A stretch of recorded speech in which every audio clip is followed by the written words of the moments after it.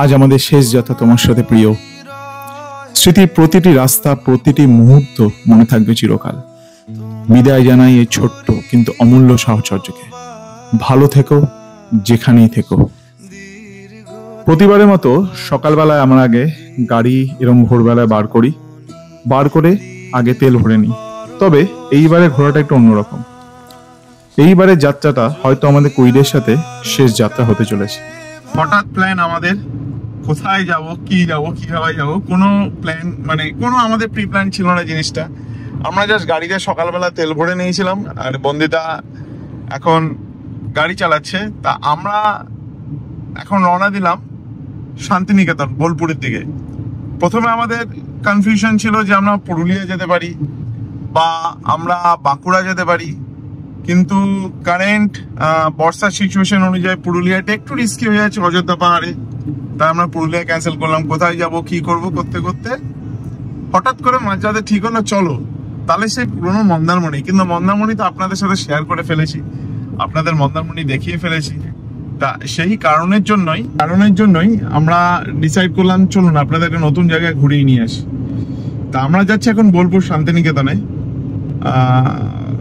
ম্যাপে দেখাচ্ছে ওর গ্রামের দিকটায় একটু জল জমে আছে, জানি না কতটা ঠিক কতটা সত্যি। তবে আমরা খানিকক্ষণ আগে ফোন করলাম একটা ভালো রিসর্টে, ক্রিক রিসর্ট।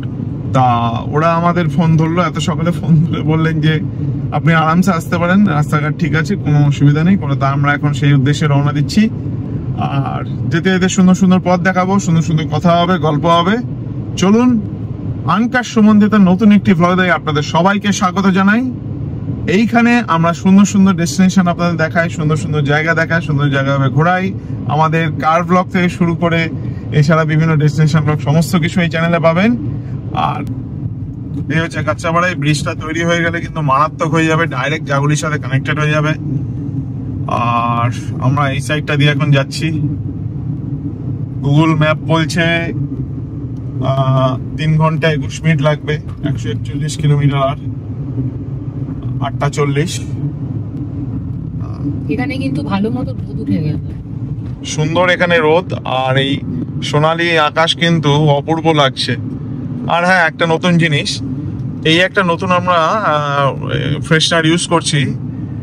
এটা কিন্তু একটা প্লাস পয়েন্ট আছে, এর মধ্যে কর্পূর আছে, ক্যাম্পফায়ার আছে, আর সাথে ল্যাভেন্ডারে হালকা একটা সুবাস আছে। এতে কি হচ্ছে, কর্পূরের গন্ধটা অবশ্যই পছন্দ করে, জাস্ট লাইক মি, তো তাদের জন্য এটা খুব ভালো। আর সব থেকে যেটা প্লাস পয়েন্ট, এটা এখন শেষ হয়ে গেছে, যতক্ষণ ছিল আর কি, কোনো পোকা মশা কোনো কিচ্ছু না, নাথিং। কোনো ছোট ছোট পোকা বলুন বা বর্ষাকালে যে গাড়ি দিয়ে স্টিংটা হয়, যে গন্ধটা হয়, সেইটাও কিন্তু একদমই নেই। তা দেখতে দেখতে আমরা কাঁচাপাড়া ক্রস করে ফেলেছি, এখন যাচ্ছি কল্যাণীর দিকে।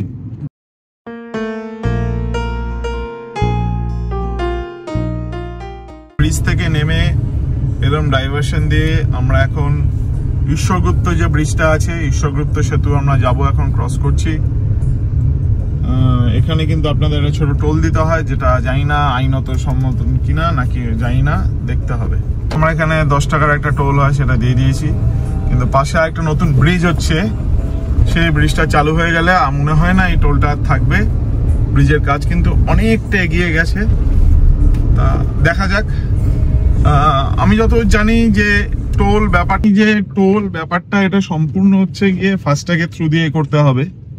এটা বহুদিন ধরে ছোটবেলা থেকে আমি দেখে আসছি, এটা হয়ে আসছে। আর আরেকটা কথা, আমি একটুখানি নস্টালজিক ফিল হঠাৎ করে করলাম, একটুখানি গাড়ি হঠাৎ করে থেমে আর গাড়িটা স্টার্ট করিনি, ভুলে গেছি।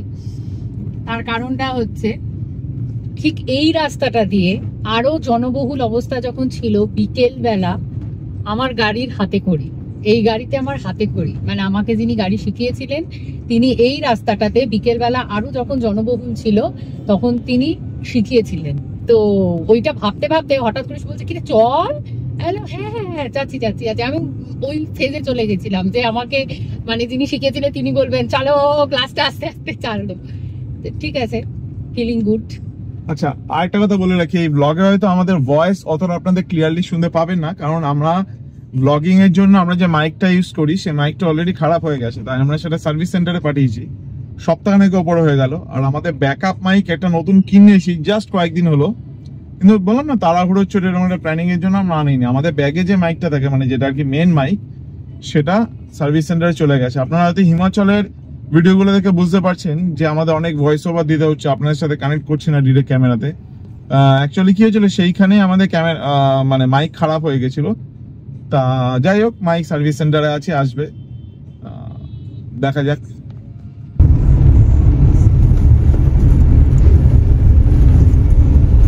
এই হচ্ছে ডাইভারশন, আমরা এখান থেকে চলে যাবো ডান দিকে।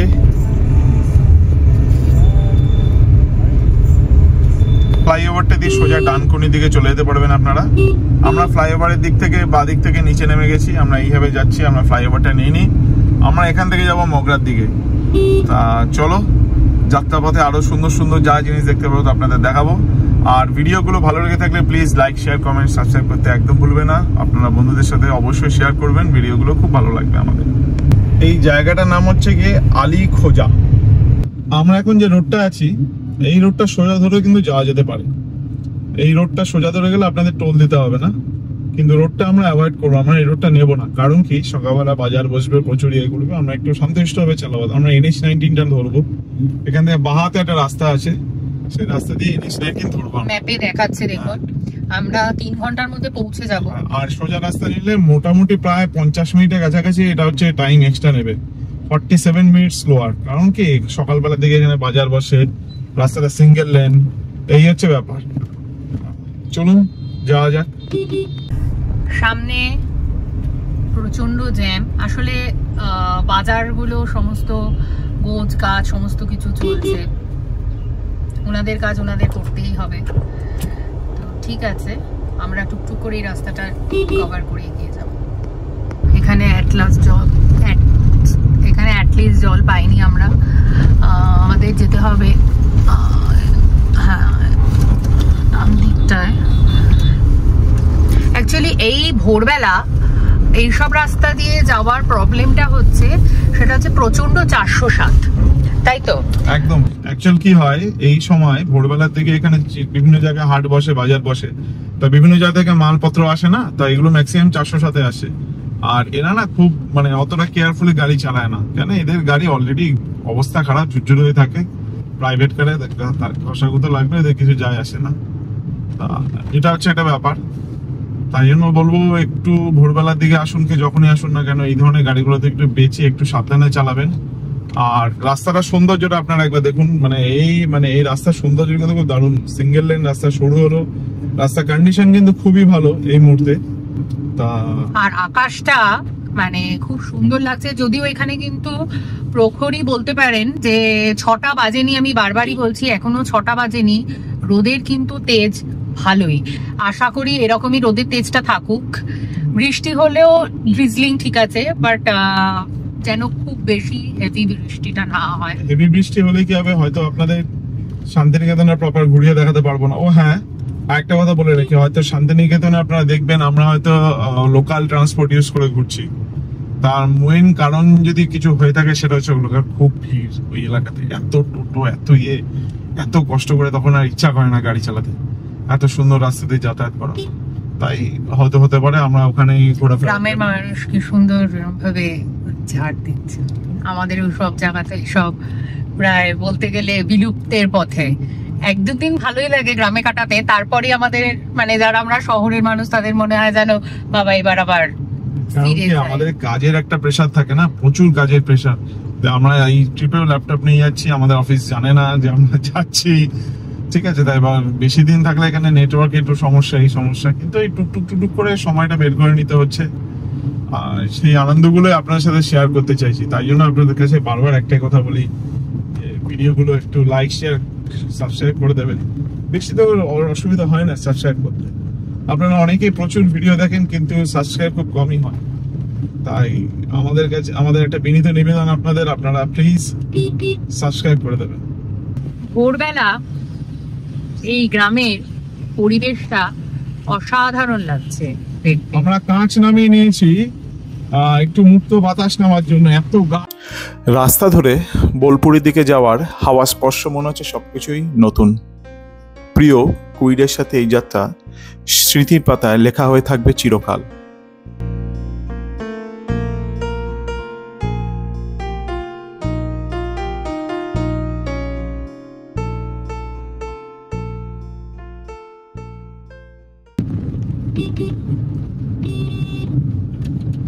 এখনো ম্যাপ দেখাচ্ছে যে টানা 12 কিলোমিটার এই রাস্তাটা যাবে।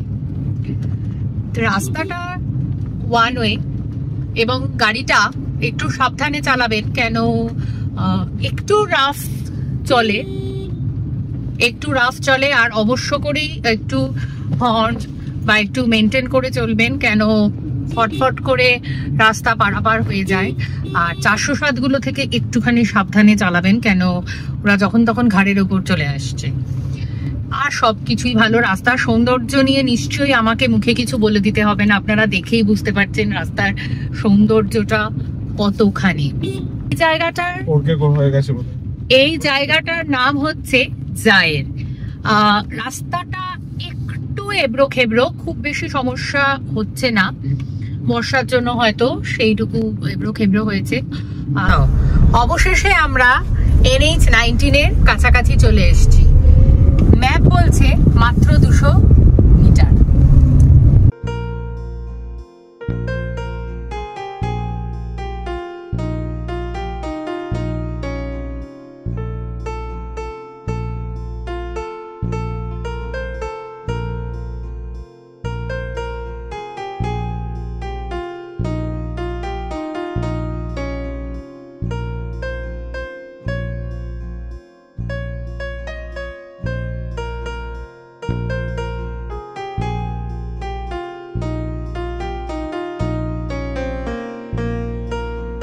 ফার্স্ট করবো বলে আমরা ইউটার্ন নিয়ে আবার ফিরে গেছিলাম আজাদিন ধাবার উদ্দেশ্যে, কারণ সকাল থেকে আজ আমাদের কিছুই খাওয়া হয়নি।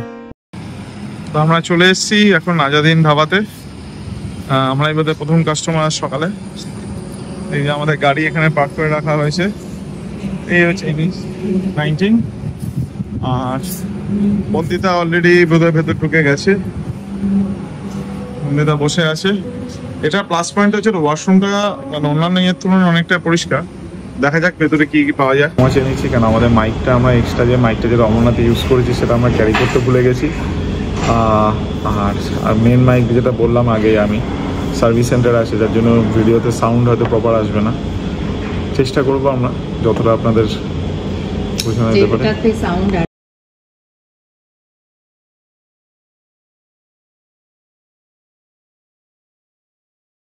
তা ব্রেকফাস্ট আমরা করে নিলাম। ব্রেকফাস্টে বিল হয়েছিল আমাদের 400 টাকা। আমরা 4টে চা খেয়েছিলাম আর পুরি আর তো স্যান্ডউইচ খেয়েছে। তা পুরি নিয়েছে অ্যারাউন্ড 120 120। 4টে চা হয়েছে আমাদের 25 টাকা করে, 100 টাকা 220। কফি ভেবেছিলাম খাবো, কিন্তু কফি হচ্ছে 75 টাকা, আমার থাম দরকার নেই।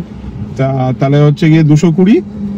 আর ওদিকে স্যান্ডউইচটা হচ্ছে 180 টাকা। চিকেন স্যান্ডউইচটা ভালো ঠিকঠাকই বানিয়েছে, সুন্দর বানিয়েছে। পুরিটাও সুন্দর, 2 ধরনের সবজি আর একটা ডালের একটা আইটেম দেয়, মানে দই দিয়ে একটা আইটেম দেয়, কিন্তু আমি সেটা খাইনি। যাই হোক, আমি সেটাকে ওটস ভেবেছিলাম। আমরা এতক্ষণে আমরা রিসর্ট বুক করলাম, আমরা যে রিসর্টে উঠবো। তা এখনই কিছু বলছি না, আগে গিয়ে দেখাচ্ছি। এবার ম্যাপটা দিতে হবে।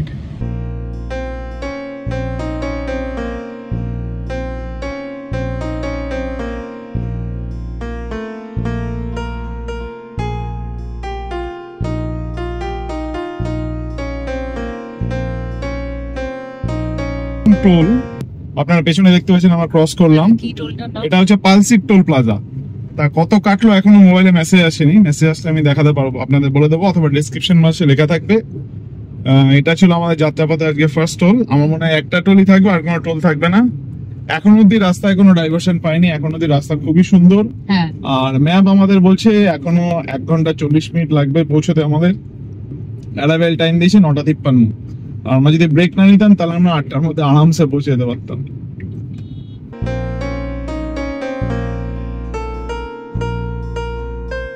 আমরা শক্তিগড় ঢুকে পড়লাম দেখতে দেখতে।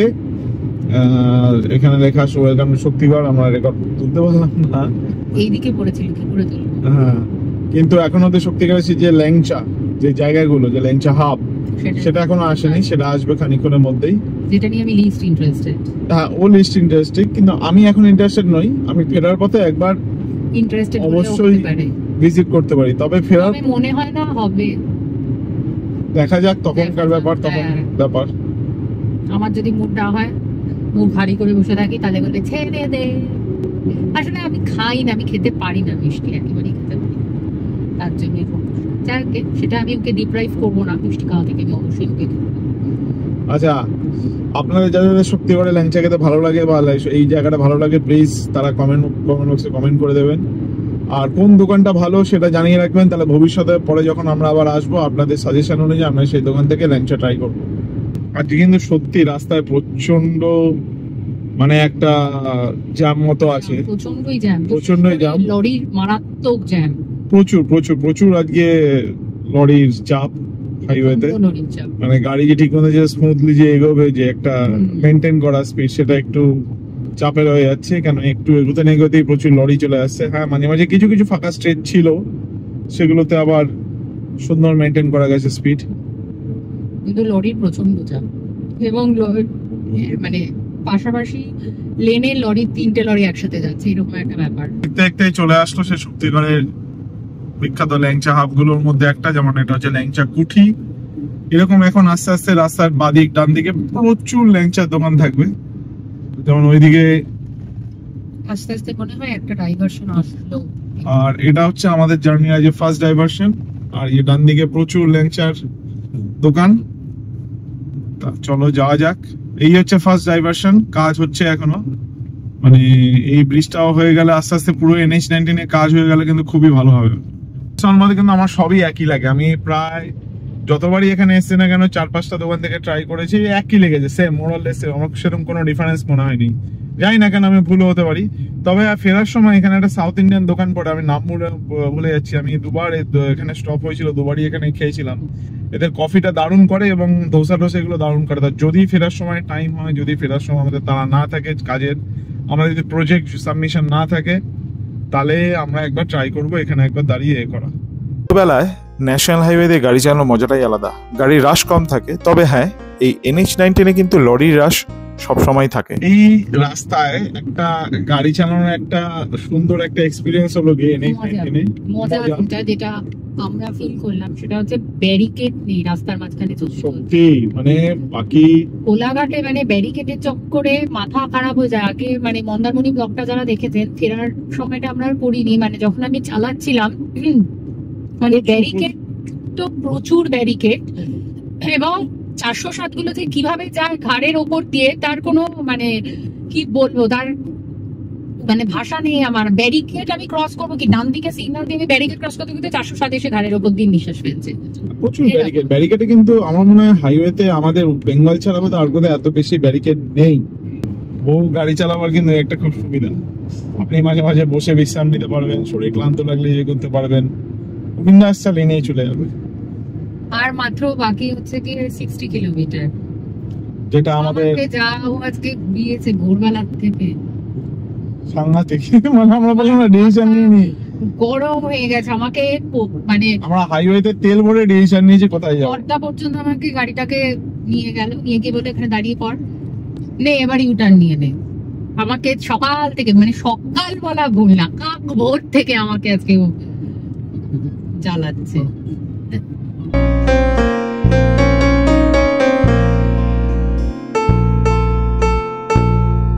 বর্ধমান থেকে এখন ঘুরে গেছি, NH-19 থেকে আমরা ডান দিকে টার্ন নিয়ে নিয়েছি, বর্ধমান থেকে নিচে ইয়ে দিয়ে আমাদের এই রাস্তাটা দেখিয়েছে গুগল ম্যাপ, আমাদের যেরকম ভাবে দেখিয়েছে সেই রকম ভাবে এখন বর্ধমান যেটা হচ্ছে সিটির ভেতর দিয়েই আমরা এই যে রাস্তাটা সোজা চলে যাচ্ছে মোরগ্রাম রামপুরহাটের দিকে, কাটোয়া ঘুষকরা শিউড়ির দিকে। হ্যাঁ, আমরা এখন এই রোডটা নিয়ে নিয়েছি, আর এরই সাথে বোলপুর শান্তিনিকেতন আর মাত্র 50 কিলোমিটার।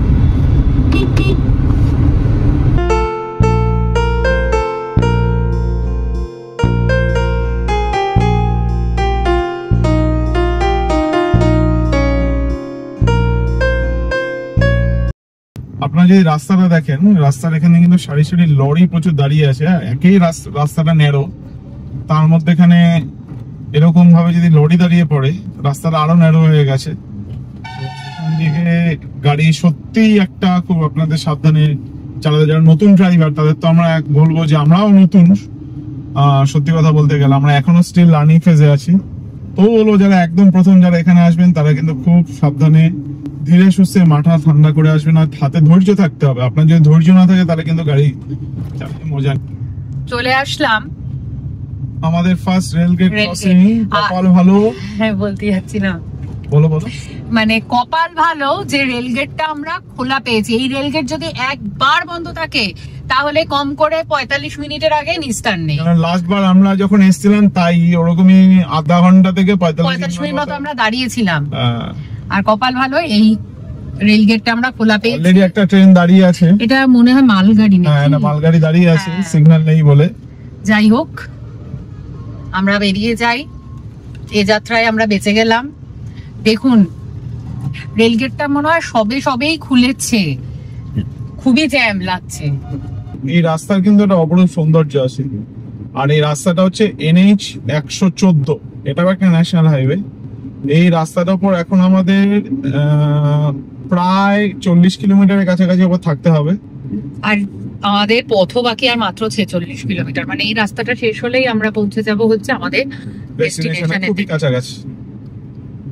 আর যেটা বললাম শুরুতেই, রাস্তা যেরকম সৌন্দর্য সেরকম আপনাদের শান্ত হয়ে চালাতে হবে। যে রাস্তা যত ভালো সেই রাস্তা তত আপনাকে সাবধানে চালাতে হবে, কেন আপনাকে বাইরের প্রাকৃতিক দৃশ্য আপনার একাগ্রতাকে নষ্ট করতেই পারে। আচ্ছা, যারা নতুন ড্রাইভার এদিকে তাদের জন্য একটা ছোট কথা বলে রাখি। এটা সবাই জানবে, 90% পিপল, 99% পিপল সবাই জানে। ওভারটেকিং করার সময় যদি আপনারা একটু ডাউনশিফট করে নেবেন তাহলে আপনাদের ক্ষেত্রে সিঙ্গেল লাইনে ওভারটেক করতে কিন্তু অনেক সুবিধা হবে। এই হচ্ছে ব্যাপার। এই ছোটখাটো খুঁটিনাটি জিনিসগুলো মাথায় রাখলে আরামসে গাড়ি চালিয়ে নিয়ে যাওয়া যায়।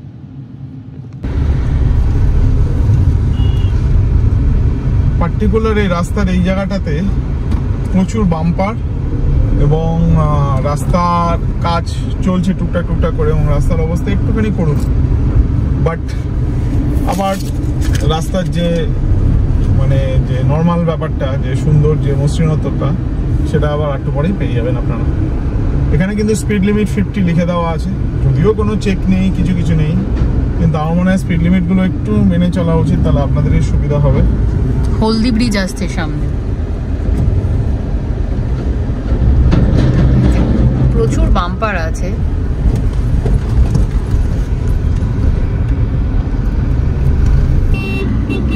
এইখানে রাস্তা কিন্তু খুবই সুন্দর। আর মাঝে মাঝে বলা যায় যে বাম্পার আছে, এবং বাম্পার গুলো কিন্তু মানে খুবই সাংঘাতিক এবং উঁচু উঁচু। আরেকটা ফ্লস যেটা আমাদের দুজনের মনে হলো, সেটা হলো বেশিরভাগ বাম্পারেই মার্কিং করা ছিল না, যার জন্য আমাদের বুঝতে খুবই অসুবিধা হচ্ছিল। আর 41 কিলোমিটার বাকি আমাদের ডেস্টিনেশন পৌঁছতে। অসাধারণ লাগছে পরিবেশটা, রোদের কিন্তু মারাত্মক তেজ আছে। আর এই রাস্তাটায় অনেক কটাই হোটেল দেখলাম খাওয়ার, আপনারা চাইলে এখানে দেখতে পারেন। তবে আমরা সাজেস্ট করব যে আজাদিন ধাবা বা ওইখান থেকে ব্রেকফাস্ট করে নেওয়ার জন্য সকালবেলা যদি রওনা দেয়। রাস্তা ধরে বোলপুরের দিকে যাওয়ার পথে পাশে বিস্তৃত ধানক্ষেত আর গ্রামের এক শান্তিময় দৃশ্য।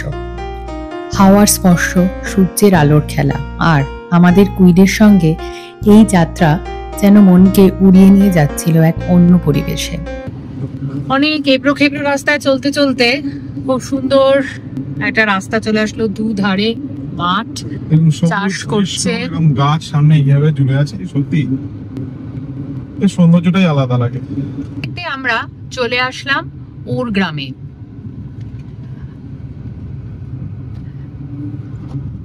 বোলপুর আর মাত্র 31 কিলোমিটার।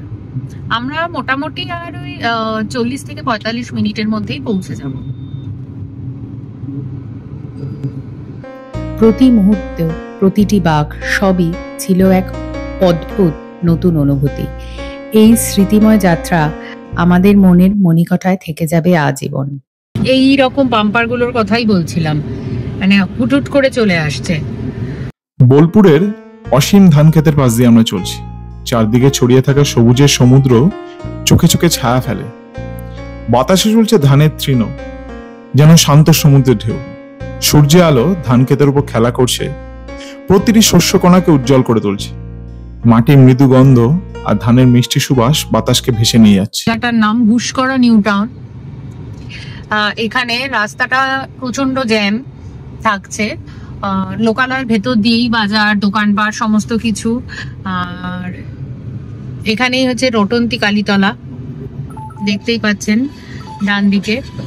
তো আমরা এখানে এর ভেতর দিয়েই যাচ্ছি।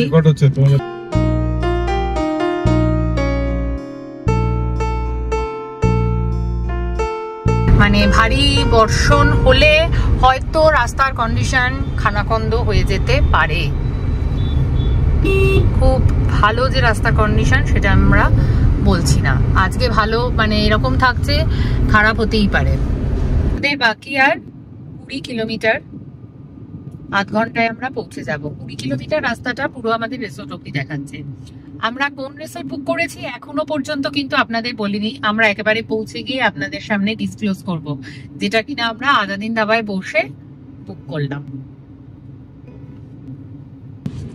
এখানে রোড খুবই কনজেস্টেড, আমরা জায়গার নামটা ঠিক বলতে পারছি না।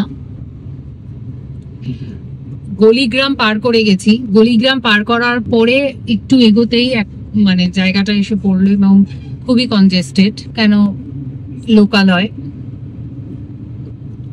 রাস্তা মোরাললেস ঠিকই আছে, মানে ভালোই, রাস্তা খারাপ আমরা বলবো না, রাস্তা ভালোই, আমরা ভালো পেয়েছি। আমরা চলে আসলাম বেদিয়া। বেদিয়া থেকে আর দেখাচ্ছে 20 মিনিট, মানে 14 কিলোমিটার মতো আছে। দেখাচ্ছে যে বোলপুর আর মাত্র 12 কিলোমিটার, ইলাম বাজার 21, শিউরি 44, তারাপীঠ 70 কিলোমিটার। আর আমরা আছি NH 114 রোডে। বা এখন কিন্তু রোডটা খুব ভালো, খুবই সুন্দর। এই ফ্লাইওভারটা বোধহয় নতুন হয়েছে, কেন 2023 সালে আমরা যখন এসেছিলাম এরকম কোনো ফ্লাইওভার আমরা পাইনি। আমার মনে এটাই আন্ডারপাস ছিল, এই নিচ দিয়ে আমাদের যেতে হতো, সে একটা আন্ডারপাস দিয়ে যেতে হয়েছিল, উপরে ব্রিজের কাজ চলছিল। আমরা ঠিক শিওর নই, আমার মনে হচ্ছে এটাই, কেন আমরা একটা ভয়ঙ্কর আন্ডারপাসের ভেতর দিয়ে গেছিলাম, মানে গাড়ি মানে সেই সাংঘাতিক অবস্থা হয়ে গেছিল, রড টড বেরিয়েছিল আন্ডারপাসের ভেতর দিয়ে। আমার মনে হচ্ছে যে এই মানে এইটাই সে আন্ডারপাসটা ক্রস করার জন্য যে ফ্লাইওভারটা কাজ চলছিল, এটাই সেটা। আর এটা কিন্তু 4 লেন এই ফ্লাইওভারটা। ব্রিজ শেষ হওয়ার পরে রাস্তাটা আবার সিঙ্গেল লেন। এক অপূর্ব অভিজ্ঞতা। বোলপুরের পথে যাওয়ার পথে এই যে রাস্তার প্রাকৃতিক সৌন্দর্য, তাও বর্ষার পরে, এ কিন্তু অপরূপ সৌন্দর্য। সিঙ্গেল রোডটা ধরে চলে আসলাম সেই বিখ্যাত অজয় ব্রিজ, শান্তিনিকেতন যাওয়ার পথে।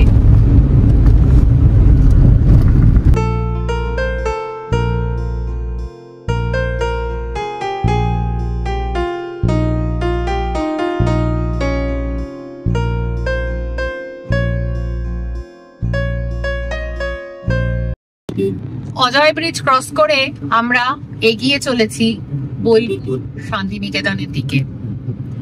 দুধারে গাছ আর মাঝখান দিয়ে এরকম সুন্দর রাস্তা। বোলপুর এমন একটি জায়গা যেখানে সংস্কৃতি, প্রকৃতি আর শিল্প একসাথে মিলেমিশে আছে।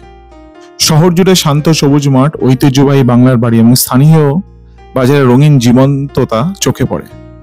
শান্তিনিকেতন বিশ্বকবি রবীন্দ্রনাথ ঠাকুরের বিশ্বভারতী বিশ্ববিদ্যালয় আবাস, একটি সৃজনশীল ও শিক্ষামূলক পরিবেশের ছাপ বহন করে।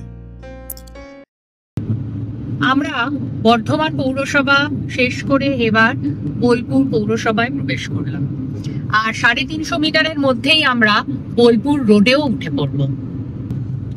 আর এরই সাথে আর মাত্র 7 মিনিটে আমরা পৌঁছে যাব আমাদের রিসোর্টে। আমরা চলে এলাম বাদিকে বোলপুর রোডে। মনে হচ্ছে যেন সোনাঝুরির কত কাছে চলে আসছি গাছগুলো দেখলে। যেহেতু এক অড ডেতে এসছি, মনে হয় না সোনাঝুরির হাট বসবে বলে। বোলপুরের সাথে আমাদের প্রচুর ইতিহাস জড়িয়ে আছে, আর বোলপুর মানেই কিন্তু কবিগুরু।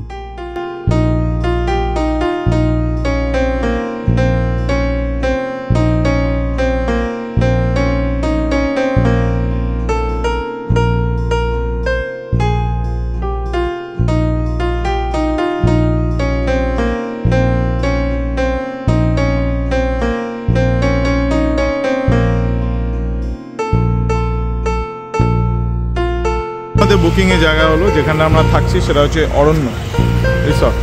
এখানে হচ্ছে পার্কিং, আপনারা চাইলে গাড়ি নিয়ে আসতেই পারেন।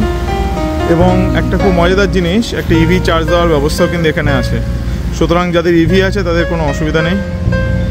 এই হচ্ছে পার্কিং এরিয়া, নিজস্ব ক্যাবও আছে, এনাদের টোটোও আছে।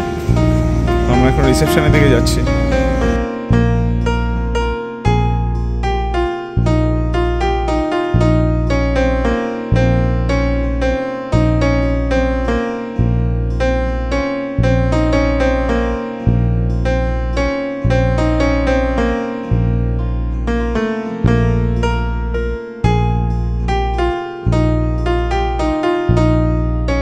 ভেতরে ঢুকলেই রুমটা কিন্তু বেশ বড়, বন্ধুদেরকে তোমরা দেখে বুঝতে পারছো she is happy with the room.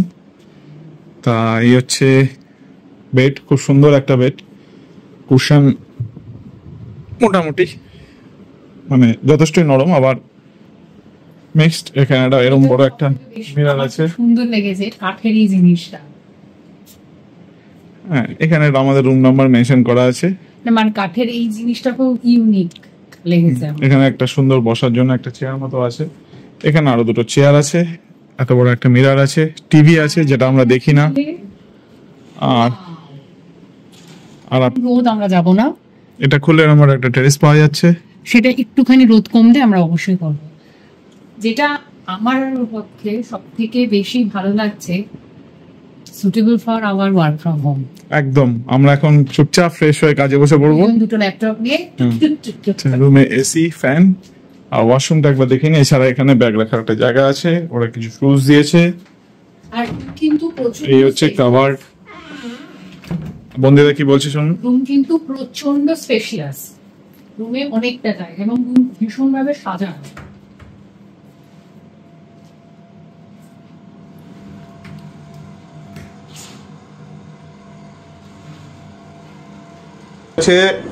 আমি শুধু কাজ করতে শুরু করে দিয়েছি। আমাদের এই যে ল্যাপটপ, ওদিকে আরেকটা আছে। প্রচন্ড জোর খিদে পেয়েছিল, তো রুম সার্ভিস অর্ডার করেছিলাম। অর্ধেক খাওয়ার পর মনে পড়লো আপনাদের দেখাতে ভুলে গেছি আমরা। আর খাওয়ার কোয়ালিটি অসম। আমরা অর্ডার দিয়েছিলাম মাটন কষা, রাইস, ও নিয়েছিল হচ্ছে রুটি, আর সাথে ডাল ফ্রাই। ডালটাও অপূর্ব, মাটন কষাটাও, মাটন যা সিদ্ধ হয়েছে, মানে বহুদিন পর কোনো রিসর্টে আমাদের এত সুন্দর লাগলো ফুড। আমরা এছাড়াও অনেক অনেক রিসর্টে গেছি, অনেক 5 স্টার প্রপার্টিতেও থেকেছি, বাট এদের ফুড কোয়ালিটিটা সত্যি সত্যি খুব সুন্দর। এই হচ্ছে এই রিসর্টটা পুল, যেটা আর কি ফার্স্ট ফ্লোরে আছে।